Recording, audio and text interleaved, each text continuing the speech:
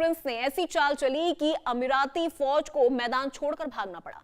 अरबों डॉलर, सालों की साजिश और पूरा नेटवर्क सब ध्वस्त।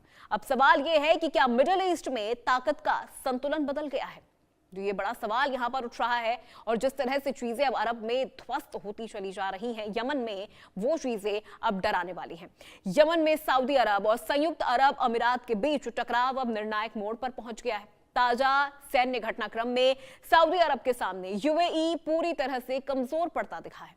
बीते वीकेंड सऊदी समर्थित सेनाओं ने दक्षिणी यमन में बड़ा ऑपरेशन चलाया था, जहां आपको बता दें कि इस ऑपरेशन के बाद यूएई समर्थित लड़ाके इलाका छोड़ने पर मजबूर हो गए।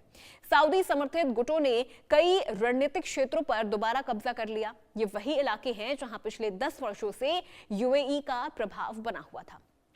यमन में यूएई ने मिलिशिया नेटवर्क खड़ा किया, हथियार दिए और फंडिंग की है, लेकिन अब ये पूरा नेटवर्क बिखरता नजर आ रहा है। विशेषज्ञ इसे यूएई की सबसे बड़ी क्षेत्रीय कूटनीतिक हार मान रहे हैं। दूसरी तरफ सऊदी क्राउन प्रिंस मोहम्मद बिन सलमान के लिए ये बड़ी कामयाबी है। यमन के अंदर ताकत का संतुलन तेजी से सऊदी के पक्ष में झुक गया है। इस संघर्ष ने अरब गठबंधन की असली दरार भी उजागर कर दी है। जो कभी साथी थे, आज एक दूसरे के सामने खड़े हैं। यमन अब सिर्फ गृह युद्ध नहीं, क्षेत्रीय प्रभुत्व की जंग बन चुका है और इस जंग में फिलहाल सऊदी भारी पड़ता नजर आ रहा है। तो यहां पर यह कहना गलत नहीं होगा कि 10 साल की जो चाल है वो यहां पर खत्म होती नजर आ रही है।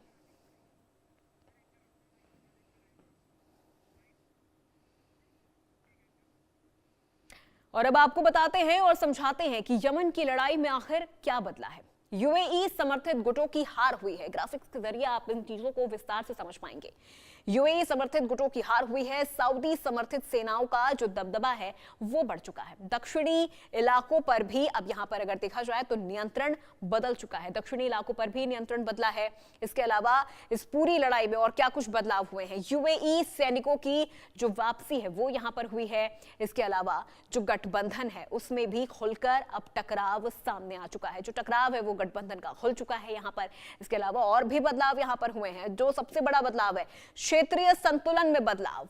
क्षेत्रीय संतुलन में भी बदलाव हो गया है इस पूरी लड़ाई में। यमन की लड़ाई में क्या कुछ बदला है वो हम आपको यहां पर ग्राफिक्स के जरिए बता रहे हैं, समझा रहे हैं और दिखा भी रहे हैं कि यूएई समर्थन जो गुट है उनकी हार हुई है। सऊदी समर्थित सेनाओं का दबदबा बढ़ा है। इसके अलावा भी और भी बदलाव हुए हैं, जहां पे दक्षिणी इलाकों पर जो नियंत्रण है वो बदल चुका है।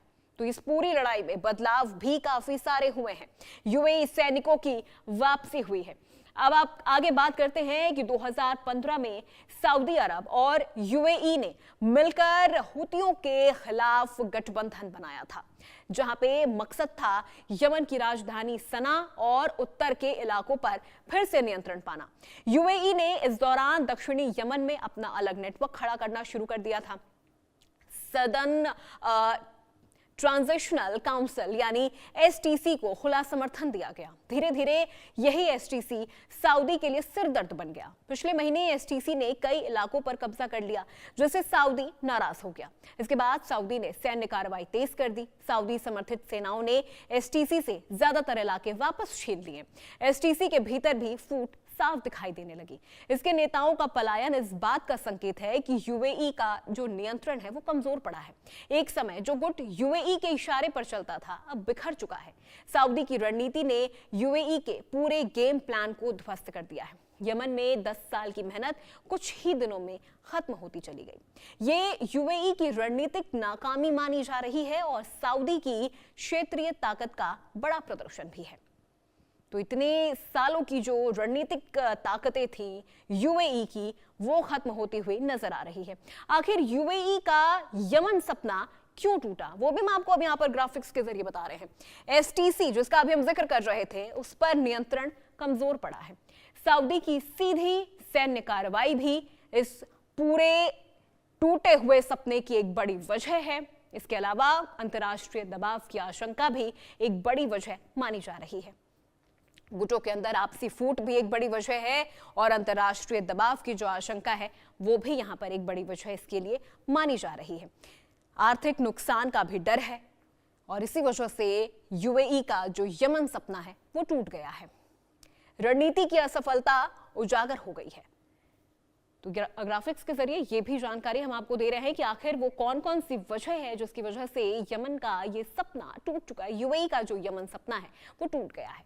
यमन अब सिर्फ एक देश का संकट नहीं रहा है, ये अरब दुनिया की नेतृत्व की लड़ाई बन चुका है। यूएई का सपना टूटा है, सऊदी का जो दबदबा है वो बढ़ा है, लेकिन इस संघर्ष की सबसे बड़ी जो कीमत है वो यमन की जनता चुका रही है। टूटते गठबंधन, बदलते मोर्चे और बढ़ता अस्थिरता का खतरा। मिडिल ईस्ट की राजनीति एक बार फिर करवट ले चुकी है। आज जीत सऊदी की है, लेकिन युद्ध अभी खत्म नहीं हुआ है। और इन सब के बीच अगर कोई बहुत कुछ ज्यादा हो रहा है और झेल रहा है वो है यमन की जनता।